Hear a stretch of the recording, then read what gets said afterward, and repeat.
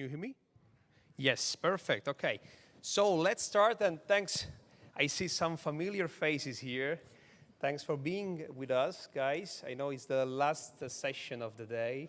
You all are tired, but excited to be with us on this panel. So let me present to you, first of all, my guests and friends, I have to say, starting from my left, Marlo Sweetman, former player, national team player of Jamaica, and as well player from Brooklyn FC and a lot of clubs in Europe as well. Marlo, if you can introduce yourself a little bit, please. Yeah, hello, I'm Marlo Sweetman, and very happy to be here. As you said, I'm a former Jamaican national team player, professional. I played internationally for 11 years, professionally for 8 years, played in 2019 World Cup, as well as UEFA Academy Scout. I work with the Wellness Universe as well, and doing my master's with GIS right now. Thank you, thank you. And then I have on the other left, on the left side of the pitch, I have Frederic the lad. Frederic, you are doing a massive job, a massive initiative into this women's game, which is something very new. If you can introduce yourself a little bit. Yeah, sure. I'm Frederic. I have no experience on the pitch, but a lot of experience off the pitch, I would say. Yeah, we started Brand Lead now, almost a year ago, where we are a market agency fully focused on women's sport.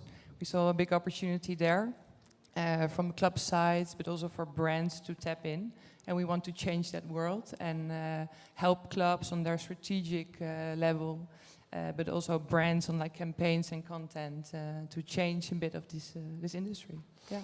Nice, thanks. And on the very left, I have here Samantha Rosette, which actually he's the captain of Brooklyn FC, club of the USL, and as well. But you are here not only as a captain of your club, but as a co-founder of the TPN. If you can introduce yourself a little, Samantha. Yeah, hi everyone. I'm Samantha Rosette. You can call me Sam. I'm an active current player for Brooklyn FC, but I'm also the co-founder of the Players Network. We are the largest women's professional soccer community of women's pro players in the world. We are a growing community every single day. We empower players, we connect players, and we just want them to be able to connect more with each other. So, yeah. Thank you. Thanks for presenting all of you. I mean, you see today that the name of the panel, which is actually can sounds like a thing familiar to us that are working into the women's game, no? I mean, we are always trying to empower the game to create new path. Samantha, I start from your side because the player network is something very new. How do you think, just try to answer to the title of the panel of today, the player network can help players, women's footballers to reach their potential and to grow the whole movement?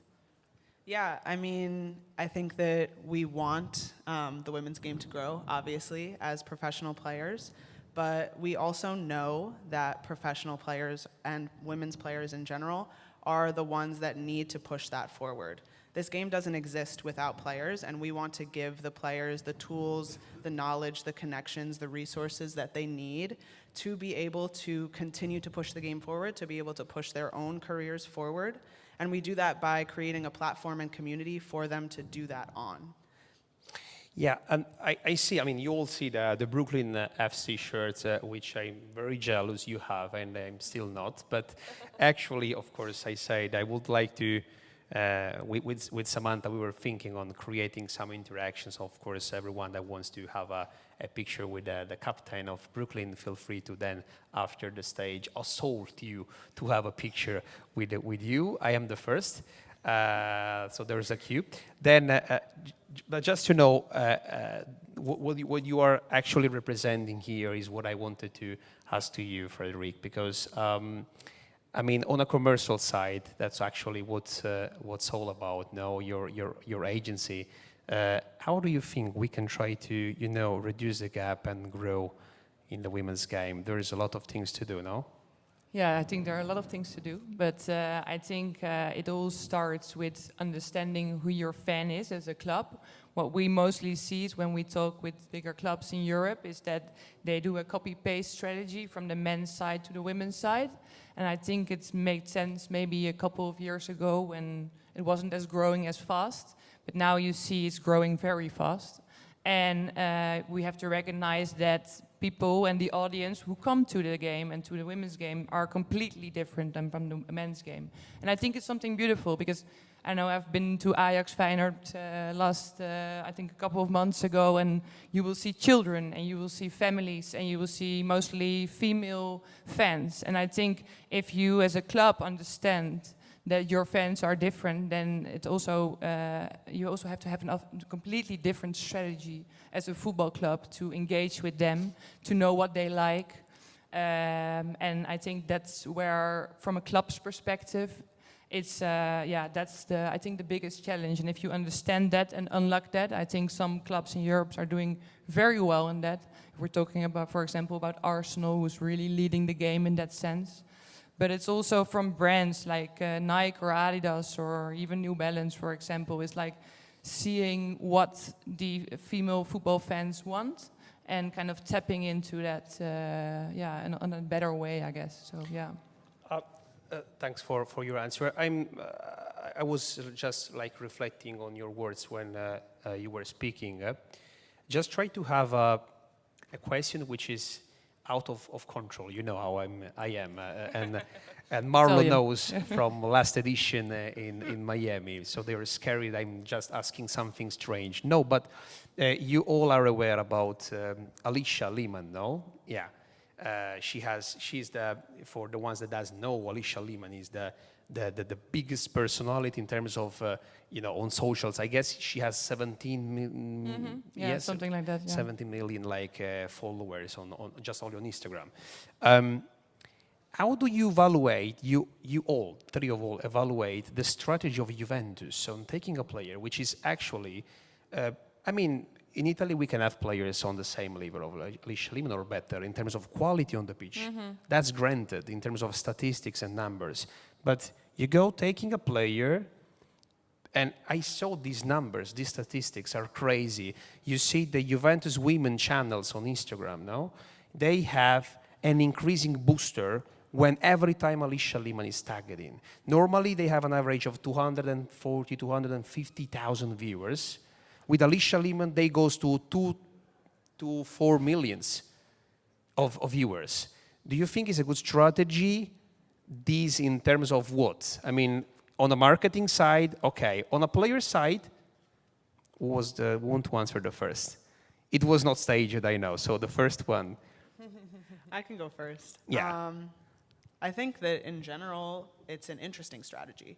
And it makes sense from a marketing point of view, just because, and we also want, as players, we want the game to grow. We want more and more people to be excited about women's football because they should be. It's an exciting thing to be around and a part of. From my perspective and from a Players Network perspective, empowered players make for empowered teams, which makes for better football, better fan environments, better experiences for everyone involved. So for me, she's very empowered, and that's a great thing. What the club chooses to do with that is a choice, But I think that what's most important is that empowerment is across the board, and it might not always look like Instagram followers or, if a player is famous or not. Sometimes it could be the work that they're doing, even if they're doing really impactful work for one person. If they're like a really incredible mentor for one kid on the sideline of the game, that's equally as important. And so I think that what clubs and what people in football need to know is that an empowered player and empowering players is what is most important for growing the women's game. You agree? Okay. Okay, no, me too. What do you think about it? Look, the thing is, I know, you have two different words that probably they are not speaking between each other. Because you have some players that are feeling sometimes frustrated to see a player which is more famous than others that go behind them, because maybe on the pitch they feel they are better, and probably they are sometimes. But maybe women's game deserve it. At this stage, we still need to have those kind of big shouts to have a name, to start having recognition. And I see, as an Italian, even if I'm not a Juventus fan at all, Inter of Milan fan, let me state, twice. So everyone knows. Twice, yeah. But you see that how many, young generations, especially now from Juventus, are supporting Juventus because of Alicia now. So they had an increasing numbers. And this, of course, is reflecting also on revenues and merchandising, and they are buying shirts of the player. And this definitely has a good impact on the system. Clearly, sometimes going on, maybe behind some other that maybe are not that mediatic person, we can say. But anyway, yeah, it was out of curiosity, but it was very funny to understand. Marlo, I come back to you. The panel we have today is, of course, trying to understand, how to reduce the gap eventually and how to see this grow. Your career, your path, which I had the honor to share for the last part of your career on the pitch,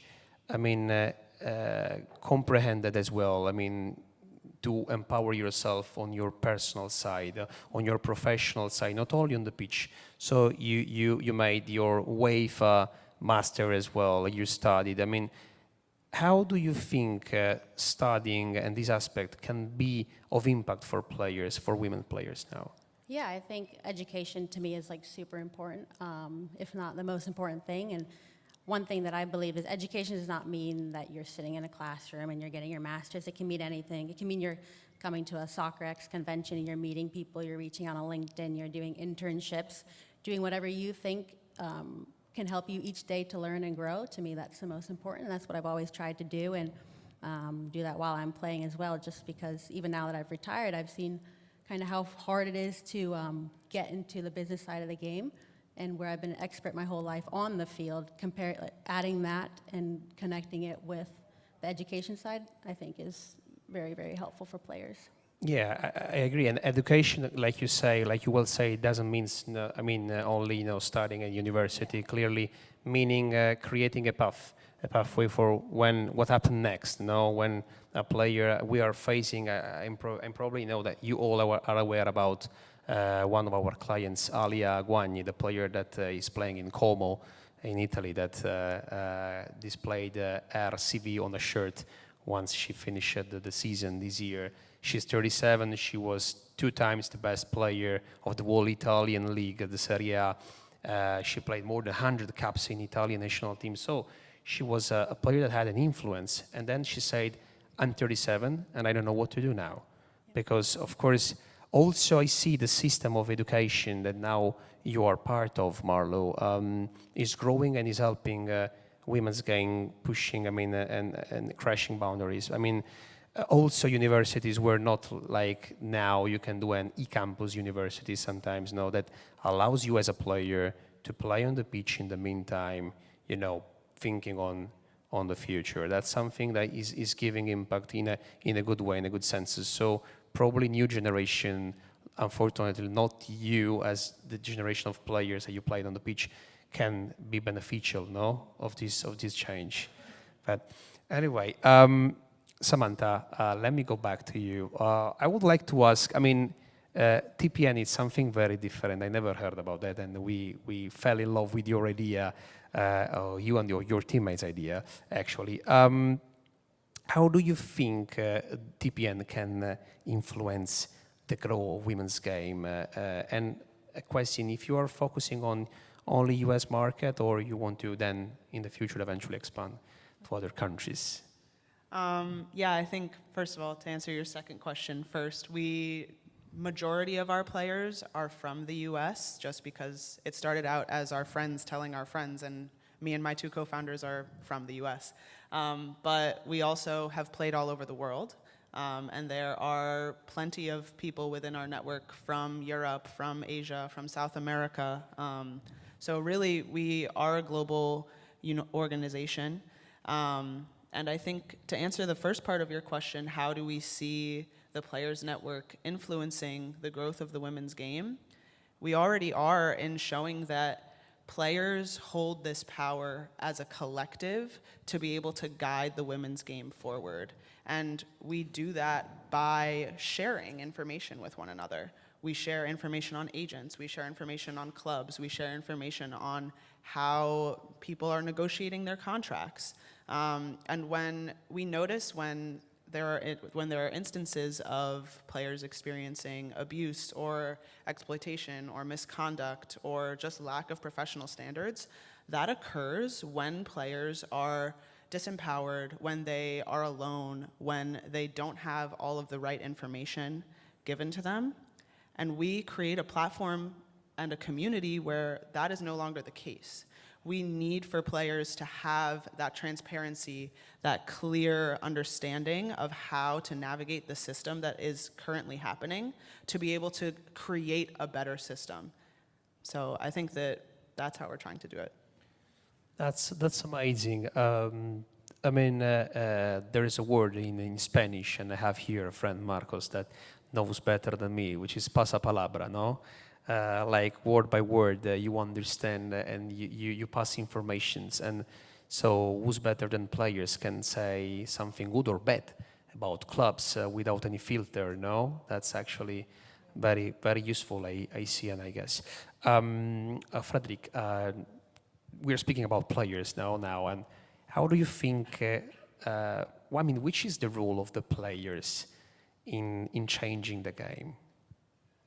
Yeah, I think it's very valuable to have networks like your network. I think that's super important because I think with growth comes I think the pain of growth, of course, and then yeah, people want to maybe take advantage of you, or maybe some facilities aren't there yet who should be there yet.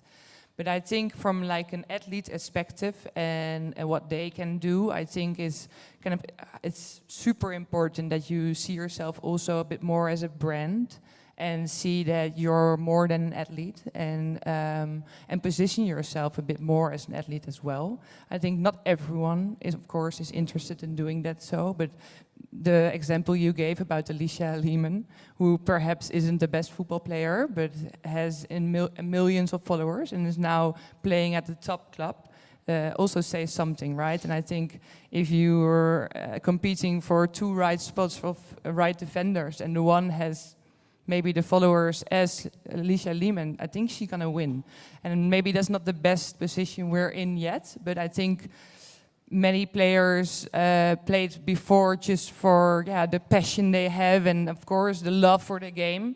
But now it becomes also a bit more commercialized, and I think we get many questions from agencies and on how can we provide better sponsorship deals for our players.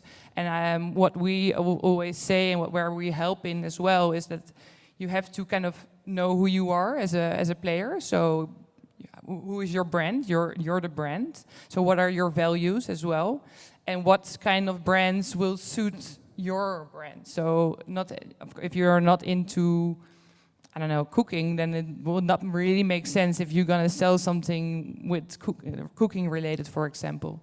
So yeah, I think it's for growing the game from an athlete side. It's also, if they want to have better facilities themselves, then it's also important to become more of a brand themselves. And I think, I think some clubs also use their athletes as a kind of more a marketing vehicle as well. I think what they did at Angel City, I find it quite impressive, is that they said, if you're gonna sell the tickets on your own Instagram, you can also benefit from the revenue of those ticket sales, which eventually helps both sides. So I think that's also the beauty of the women's game. It can be very innovative, and it's kind of a startup environment, of course. And I think, branding yourself is crucial, but also as a club, helping these players to brand themselves. Thank you. I totally agree with you, and I was usually to call ourselves, all of us working in the women's game, the players on the first, clearly, as a pioneers, no? Because I remember when we started the agency was 2013, there is a lot of people was laughing on that. Come on, if it's women game, who cares? You don't make any monies, you don't make incomes, they will not go. I mean, and then you see now succeeding and having World Cups and having record breakers every year, every season is a record season. So that's amazing to see. No, so for real, I was having a conversation with the guy on the Soccerex TV before, and he was saying, sky is the limit for women's football. Now this is the kind of feeling they are having, which is amazing to see. But, so thanks for the answer. You would say something, yeah? Yeah, I want to ask you, what do you think as a player agency as well? Is like, what do you think is the yeah, how do you grow it, and what is the most important aspect, you think?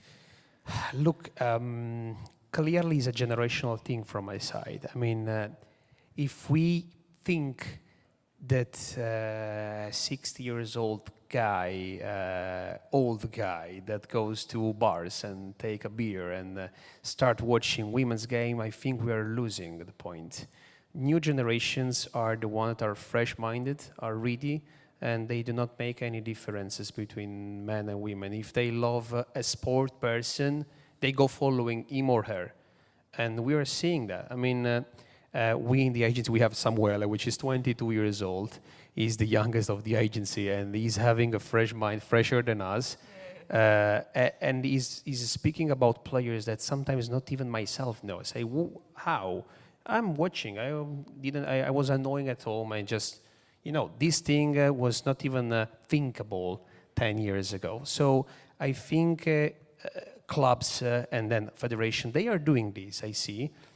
Maybe slowly, but just focusing on the new generation. Those are the ones that can change for real, can have an impact, can be ready to go to the stadium and say, no, I prefer following, if I support Arsenal, I support Arsenal, men or women, I don't care. If I can go to stadium. And then you see, Marlo, you were like at the FA Cup last day. How many supporters they were? 75,000. 75,000. We're speaking about women's game. 75,000 is huge. It's crazy.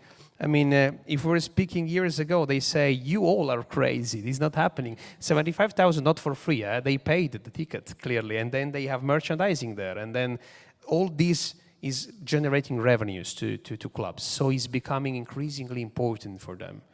And at the end of the game, it's all about money. It's sad to see, but that's true. So if clubs understand the potential, the hidden potential of women's game, then is the moment we are making business. So hopefully young generations, always more and more. But I see, it's only a question of time from my side. Yeah, I agree. But I also see that in a lot of these clubs, they're also run by the older generation, so it's also making spot for the newer generation with fresh minds and fresh perspectives to come in, I guess. You wanted to say something, Samantha? Yeah, I definitely agree with what you're saying. To make room for new generations of people, also more women, to be in those roles and guiding the game forward. I also think like understanding that the women's game has gotten to where it has because of the very thankless work of players and people that came before my generation as a player that were playing quality, high-level football for five people in the stands. And they believed in what women's football is now and where it has the trajectory to go. But those people now are the ones that should be leading that charge. They should be the ones in charge of the clubs, in charge of the organizations. And those women are the ones that, like you're talking about before, oftentimes maybe are having a hard time finding a job, which is crazy to me because they truly were the pioneers. We are pioneers by association because of the work that they did. Yeah, That's actually true. And the last thing to comment on that, couple of months ago, I came visiting the Olympique Lyonnais now. You know, you all know it's the best club of the century for the women's game. And the thing that caught my attention, clearly, they play Champions League a lot of times in the men's side as well. They have good players. But if you go there, they are so proud of the women's team, more than of the men's team. Why? You say, okay, you found someone, you were lucky. No. If you go to the museum and to the tour of the stadium, there is more thing about women's, more trophies about women's, even because they want more than men. But come on, you have the World Champions League room of the women, and you see all these young generations making pictures and having a selfie with the Champions League of the women, men and women. So that's amazing to see. This is the kind of things that we now need, no, to export, to have these kind of good impacts. You want to say something, yeah? Yeah, I agree. I think it's also the clubs who now also market themselves as not just like we have a men's team, but we have a men's team and a women's team.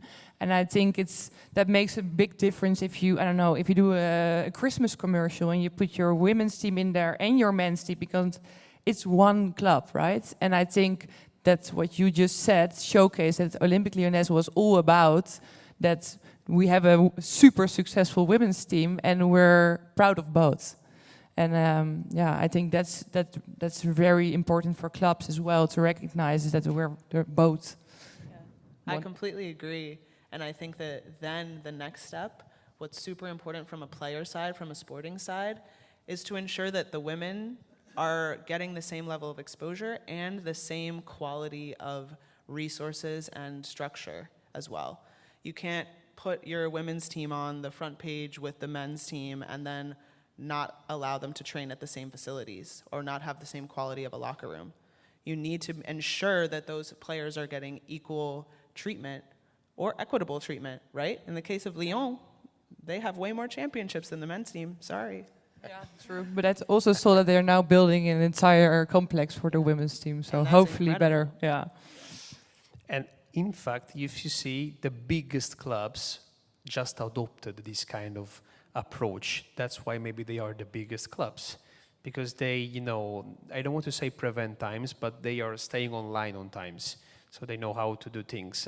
Even if I had a question for you, because Olympique Lyonnais made something like yesterday. I saw they changed the logo of the club, and everyone went crazy because of that. I mean, on a marketing side, you think is a good move, or at the end, I mean, going far away, or is a mistake? Yeah, no, I don't think it's a mistake, but it's also because their club or the women's team is bought by 𝐓𝐡𝐞 𝐖𝐨𝐦𝐞, the big investor in women's football, who really wants to change the game. We've spoken with them as our marketing agency as well, and of course you can't completely change all the colors, because yeah, you're still tied to the Olympic brand, of course. So they still use the same colors, but they said we want an own identity with our own team. And I think I loved it, where they stand for, how they marketed it, how they put their players in front, how they said, like, we are going to go in a new pathway, but we're built on legacy, which you just said. So I am very into where we see now that bigger clubs, for example, Chelsea team also has been bought by an investment, and also by the husband of Serena Williams. And really tying away from the men's team and having a dedicated strategy team and dedicated content team on the women's team, because then I think there starts professional football. So yeah. Amazing. Just to let you know, to the audience, 20 million pounds for a stock of 7-8%, I guess. Just only about that. Okay, Marlo, go back to you. So we were saying there is an increasing need, no, for players to understand when they quit their career, what to do next. I mean, the question is what to do next. Yeah, it's a good question. Yeah, I think it comes down to, unfortunately, with salaries in the women's game, it's not where it is in the men's game yet, so we don't really have that time and that privilege to take a year or 2 years off after and kind of just live life. So it comes back to preparing yourself while you're in your career, getting the certificates, kind of figuring out what you want to do, having the transitional help with mentors or whatever it can look like. So I definitely think there's more opportunity for that to be given to players while they're still playing. A little bit of my journey was when I was playing in Hungary, I had to decide to play for maybe a lower level team just so I could have the opportunity to go to different places to learn. So there was a time in my career where I was playing for the national team. I was the captain of the national team. I was playing for Hungary, but I was also missing a week of training, going to London to get my UEFA certificates, and flying across to Jamaica to play in the games. And it kind of affected my career in a way of I couldn't play at the highest level, but I knew I was preparing myself for after. So unfortunately, that's the situation, but I definitely think there's a need for more opportunities. Then Marlo, if we think about that, no, sometimes there is a mistaken narrative that this is the poor destiny of women's footballers. But at the end of the game, if you see, no, not focusing on the part of the iceberg of the men's football, where you have top athletes earning millions, but for all the rest, more than 90% of them as well in the men's side, they have to do the same. They have to think on what to do next, because they will not reach that millionaire or billionaires agreement. So is a thing that sometimes is mistaken. Women's footballers need to think on the future. It's not only about that. It's a general issue of football, I guess, no? That is creating problems to players. Yeah, I guess you could say it's all footballers. My situation in college is they pretty much told me what I had to study. Therefore, I could do this class or this class and get this degree so I could fit it in with the training schedules. And was that what I really wanted to study in my heart? Probably not, but I knew I wanted to be a professional soccer player, so I kind of went with it. So I definitely agree, it's probably all footballers. Yeah.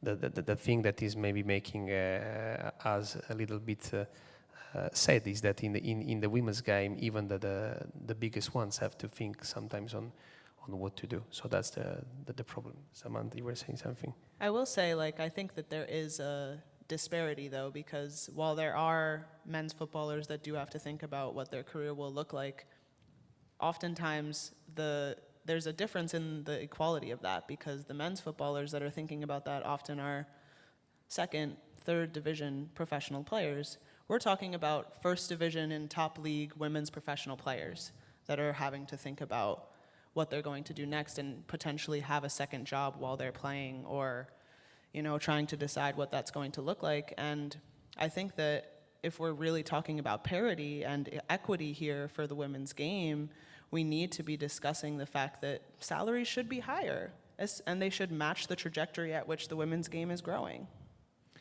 And do you also, in your network, talk with each other about, okay, you have to prepare yourself for after your career, and how do you do it? Because I don't think clubs provide that help, right? Yeah, it depends on the club. Some clubs do, some clubs don't, but yeah, we talk about it in the network. Marlo's a part of the network, and she's actually been a really amazing advocate for that for some of our players, and in helping them navigate to do that.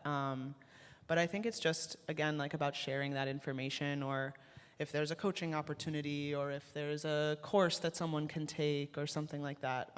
There are actually a lot of opportunities in coaching that are being provided now to players while they're currently in their career.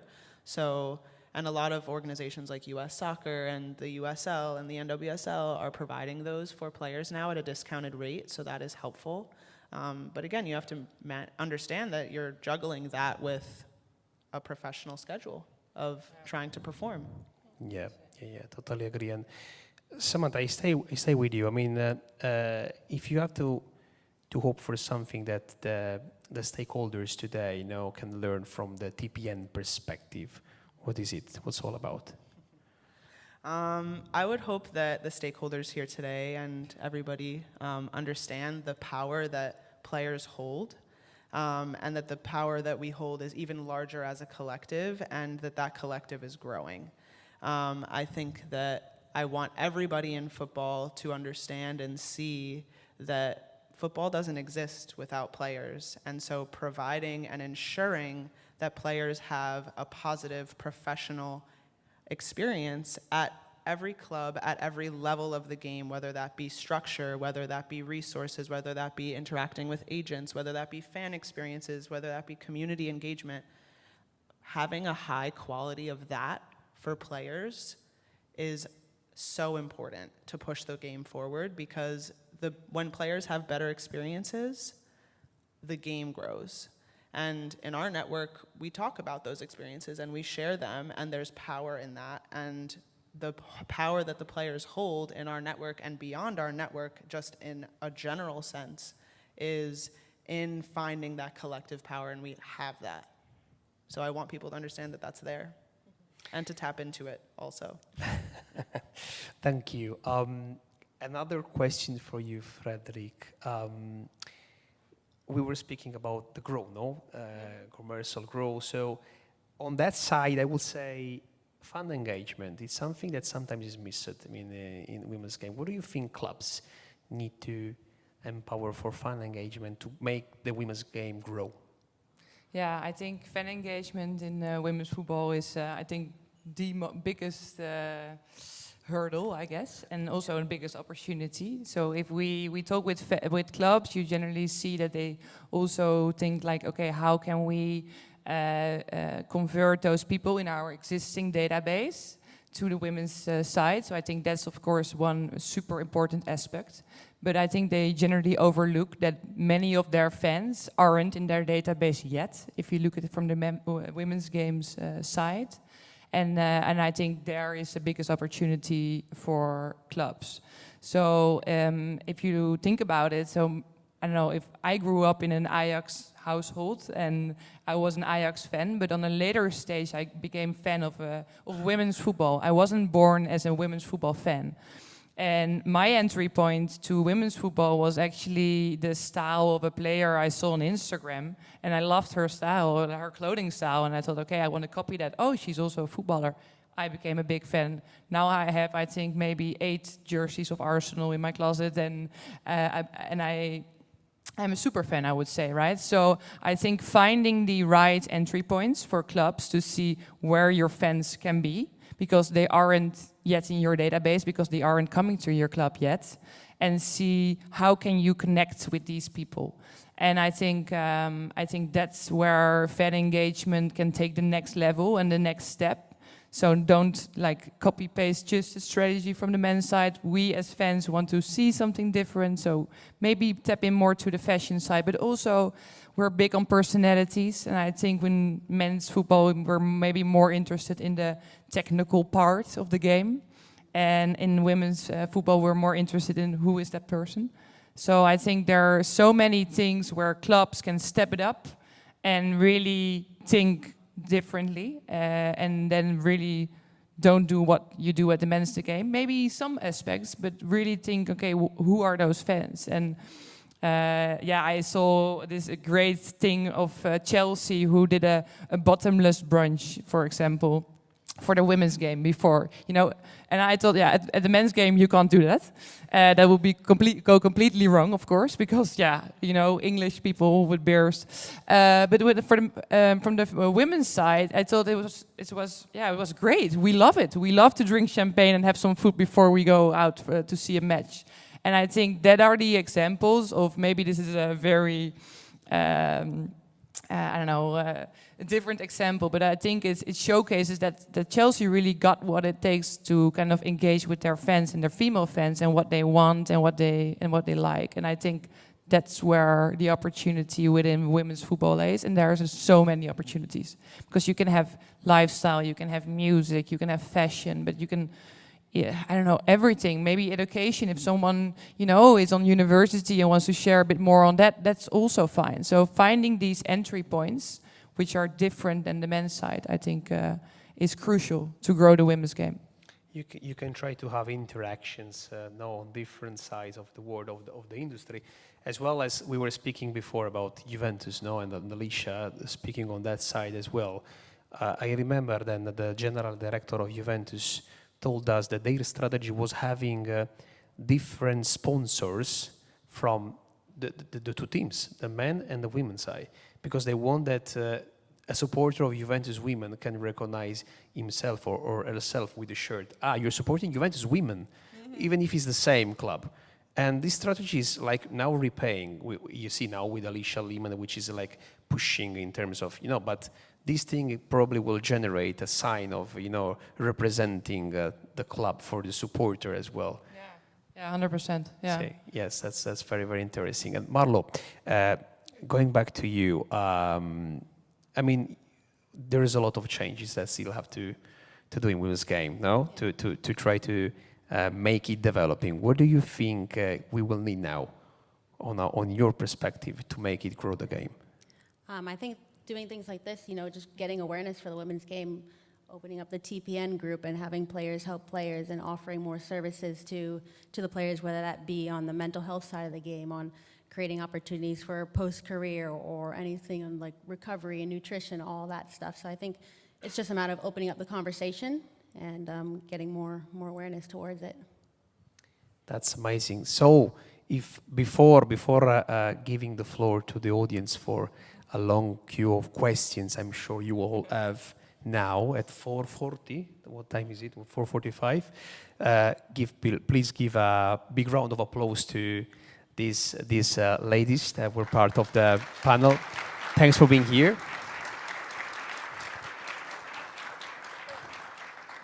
It's a good round of applause, we can say, yeah. I don't know if you have any questions from this. Yeah, you have here. I don't know if you want to come here or I can try to. No, it's okay. No, I will not. I'm Chris Dolby. I'm with the Sports and Crime Briefing. Because you bring up Alicia, but there was a point that was made earlier about the different ways of recognizing women and what they're doing in their community. I think that's to Sam this question. In the men's game, I've spoken to athletes who say it's very difficult for the less big personality swimmer, right?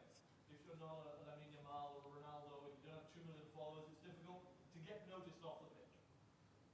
What recommendations do you have for female players who may not be an Alicia Lee, right? Who may have value or who may offer something in a different way, and who don't know how to stand out? I think my answer to this actually comes back to a conversation that we were having earlier about the player tapping into being their authentic self and understanding who they are, right? Like a player might not be this huge personality that wants to be huge on social media, but if they really care about coaching kids, they can coach 1, 2 kids, even just not coach them, but just talk to them after a game and be authentic about who they are that way. They can do a lot of things to be able to own that, and I think that there are so many ways that they can tap into that and be able to show who they are while still navigating the space to make room for themselves, right? In a way that maybe people haven't made room for them before. Yeah, I agree. I think it's all about getting to know yourself and where you can maybe stand out from a certain perspective. We were helping this golfer, was a lady, and I think she was what you said. She wasn't really standing out, but she was maybe even a bit shy. But she was really big on data and on trying to improve herself every day. And we said, now, well, maybe that's your point to shine, right? So I don't think it's always about being the bad guy or having the biggest mouth or being the best on the pitch. I think it's finding the sweet spot where you are genuinely authentic, because if you're not, people will see it. And finding a way to stand out on your own premises, yeah. Okay, other questions? Yes, over there. Hi, thank you for the panel. It's really, really interesting. Just I have a question on maybe your perspectives on how important competition is within the women's game. So you know, of course, like I'm also an Arsenal fan, so like I watch the women's game, but generally I tend to watch, you know, the Arsenal, Chelsea, Arsenal, Man United, and sometimes the other games are maybe less interesting because I can already predict that Arsenal's going to win by a lot. Versus maybe the NWSL had a bit more of a parity, right? It was a more competitive league, and so I think it created a lot more, you know, action that made it exciting to watch. So maybe you can share about what your perspective is. Who want to answer first? Yeah, I can answer it, or maybe you No, go ahead. first. Yeah. I think it's, of course, a problem. You see it, in, especially in the European leagues, of course. The teams who invest in it are the best. That's also what you've seen. I think in the Netherlands you saw that 3 years ago, Fortuna Sittard was maybe in the top. Now they stopped their women's team. So I think where the investment is where the better clubs are, unfortunately. So I think that's really something in Europe we should take care of. And I think if you look at the NWSL, which is of course also a closed league, right? So I think, and you have a salary cap as well. So that means that you can't have some clubs investing way more than others, which therefore it makes you have many different types of winners, which is more interesting to see. So I think in Europe we have to find the solution for that. Yeah, it's a great point. Yeah, I would completely agree. I think as a player myself, like competition is everything. You want to go in every week having a good game and giving the fans a great experience to watch a great game. I completely agree with you. The teams that are the best have the most investment. And when you see leagues throughout Europe, because you're right, in the NWSL, a lot of the time it's you never know who's going to win because majority of the teams are all investing a lot of money into their programs. But that looks less like dollars and more like structure. It looks like quality training environments, top of the line coaches, making sure they have all the recovery tools that they need, making sure they have sports psychologists and mindfulness work and everything that they need to be able to be their best athlete on the pitch, their best performer on the pitch. And when these teams have huge disparities in their leagues between a Chelsea or a team at the bottom of the table, you see that in the competition. So we need clubs to be investing across the board in these leagues, especially in our top leagues. And if I can add something on that, I see there's like a raising hand. I'm arriving to you. Competition means also creating competition, at least for us in Europe. You see, Mark, you're saying yes. Why? In Europe now, we are creating the UEFA Europa League as well, not only the Champions League. And this allows more clubs and so more countries to enter in European competitions.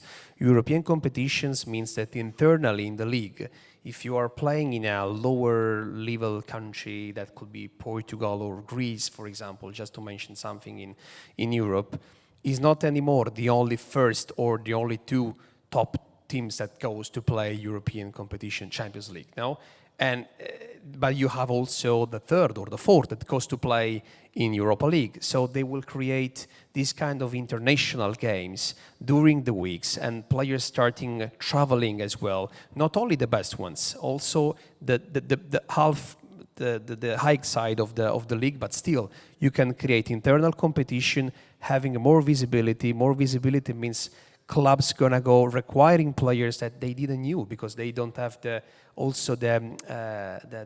salaries and the wages to send scouts to see outside the country the player playing in Portugal. So imagine a club like Braga in Portugal can play against PAOK or let's say, I don't know, Panathinaikos in Greece.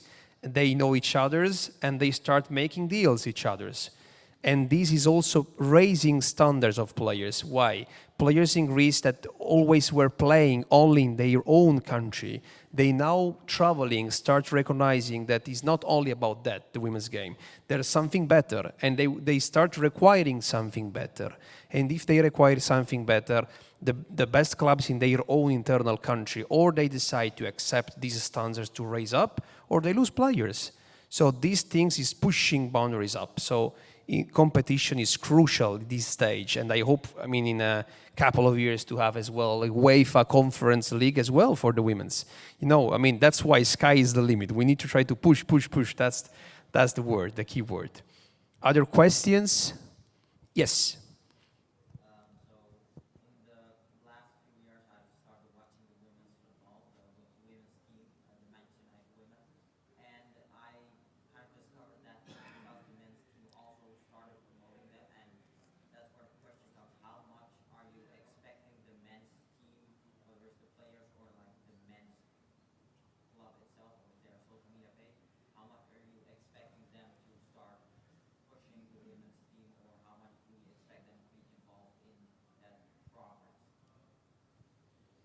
Someone want to answer? I'll try, if you.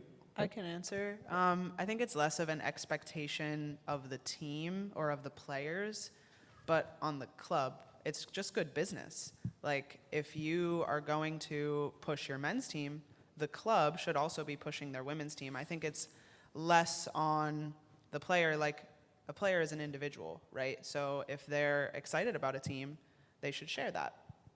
But that's their choice. Same thing on the women's side. Like, if a women's player is excited about their men's team, they should share that too. I think it's more of a question of, for the club, that they should be pushing it. And I think that they should absolutely be pushing their women's team just as much as they push their men's team. Yeah, and sometimes I think it's also a huge opportunity to, I don't know, for like players itself, like on the men's team, to say, okay, I'm a big supporter of the women's team because what's to lose, right? And I think it's also an easy opportunity for them to increase maybe some likability from female fans as well. And also, I sometimes I don't understand why clubs don't push that a bit more, to be honest. So why don't you use your men's channels to promote your women's team a bit more, or maybe make a video of some of your male players who have an incredible reach to say, come watch the match. Some clubs do it, but I think can be a huge opportunity also to fill the stadium on the other side. So yeah. Just to answer from an agency perspective as well, just trying to walking around clubs. Of course, if you speak about better clubs and bigger clubs, they have monies, but as well they need to get assisted from federations. This is the missing point. We need federations to help clubs in making investments. I tell you an example in Italy. In the women's game, we have a huge revolution. 2022, it became professional. Only the first team, only the Serie A, the first division. So that means if you go down, you become automatically amateur in second division. You lose all the rights as a player, the salary, the minimum salary standards, you lose everything, okay? So it's a disaster for a player to go from a first to a second division. And also for clubs, because they want to afford to still pay on the same side, on the same salary, the player that they were having in first division, to try maybe to reach again immediately the first division next year, no, the Serie A. But if they have to pay this amount and they don't have some assistance from federation that they give like they did, no, in the men's side, you know how much monies Italian Federation 𝐓𝐡𝐞 gives to a club that is relegated? 20 million. We don't ask 20 million. Come on, we can build up the Barca women. No, but if you do on a percentage, if you assist, they do not assist. So federations are crucial to help clubs to be in the best shape to sustain the growth of women's game from my side. Other questions? Mark? No. Patrick?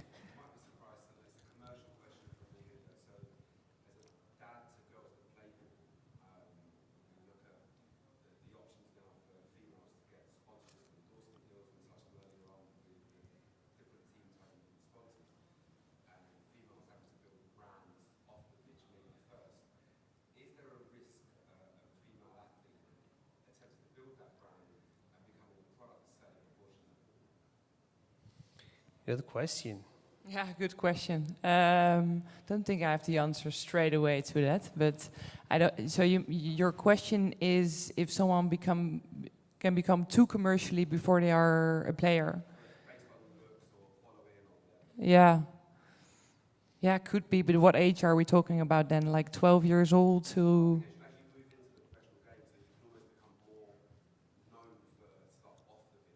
Yeah. Yeah, I can imagine that it becomes a risk if you really go full on social media and sharing, I don't know, videos, etc. But then still, I think then they got recognized for probably what they like. So yeah, of course, if there is, of course, a risk if you really look good as a woman, yeah, you get maybe more followers as well. But I think generally the younger children probably are super excited then about becoming a footballer and maybe share more, like, I don't know, putting a ball in the air and these kind of things, and or going to games and showcasing what women's football is about. I don't see a big risk if they are liked because of their appearance or so. So I think that's more like if we're talking about influencers and so I don't see it as a risk, but I can understand from a dad's point of view that it could be a risk. Yeah. Samantha, you want to answer? Yeah, I don't know if risk is the right word. I would say, like, as a player myself, like, I think that you want a player to be there for their abilities. There's no harm in a player building up their brand or anything, but I think having that come before your football and using that as a way to, be recruited, I don't know if that's a problem, but I want teammates that are great footballers and want to be there for the football,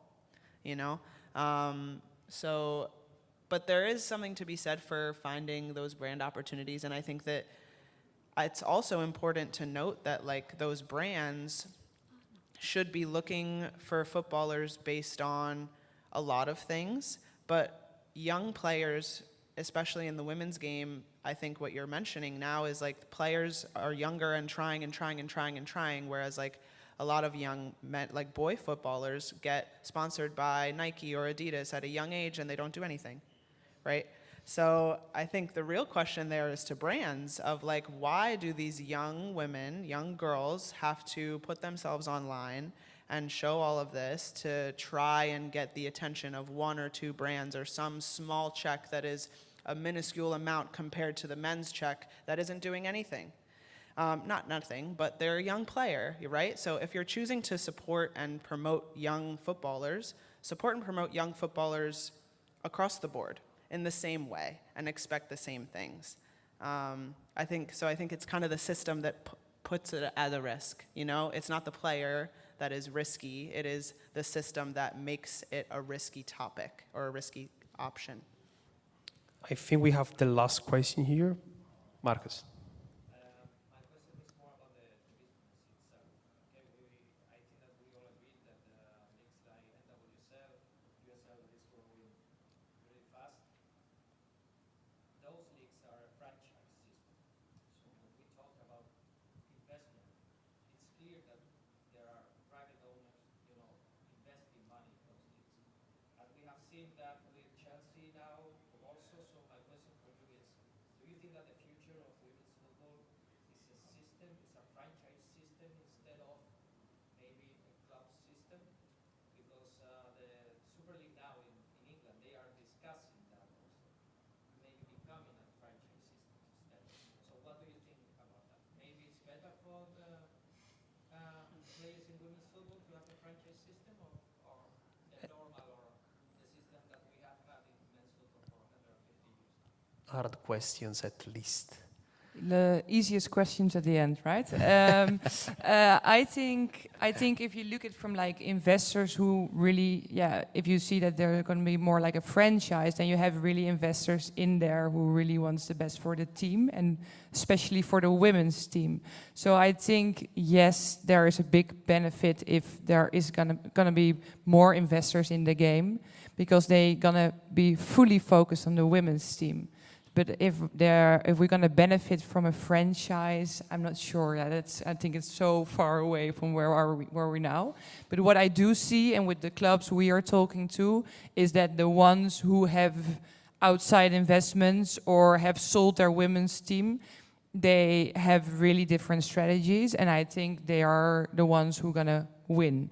And because they see it as a really an investment there where they gonna have really big returns on. So if you look, for example, in the NWSL, if you look at the multiples there from revenue and enterprise value, it's insane. It's like having a high-tech startup, right?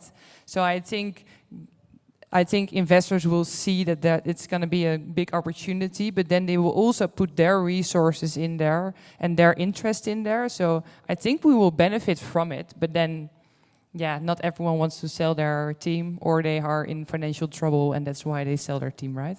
So I have no clue, but I would hope so because I think it will be an interesting system. Yeah, I think it's interesting because you hear a lot about success stories with franchises, obviously, the big clubs about the huge investors. But there are also private owners that own smaller clubs that it doesn't succeed, and actually players have a really unprofessional experience, maybe because the owner doesn't know what they're doing to provide, or they don't know what they need to provide, or they don't actually have enough money or resources to provide that, but they have now committed. And so I think that what becomes really important is for there to be some sort of baseline standard that is, whether that's federations or leagues or UEFA or FIFA, to ensure that there is baseline structural standards for the women's game across the board, and then investors and franchising is coming on top, right? So that there are no teams, no players that are experiencing subpar standards because of a franchise, a privatized system. Because when you have the privatization, you allow for huge disparities. You can have incredible over here, but horrible over here. And the players are the ones that get hurt at the end of the day from that experience. So I think that it can help on top of true structural standards across the board to ensure professionalization of women's football for every country, every professional league that there is. Okay, if you do not have any question, you don't see, but there's someone who's making this sign to me, I have to close. So if you want to have some questions to those professionals, please come near the stage. But I will say thanks for being here, for attending this panel, and enjoy the Soccer X. Thank you.